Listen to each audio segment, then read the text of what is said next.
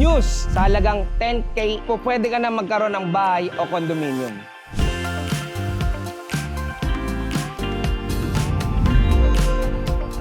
Ang Jayco Gold Realty, isa brokerage company. Ang mission namin ay makapagbigay ng bahay sa halagang 10K initial cash out. Dahil sa napakamurang halaga, pwede po ito through Pag-ibig and bank financing.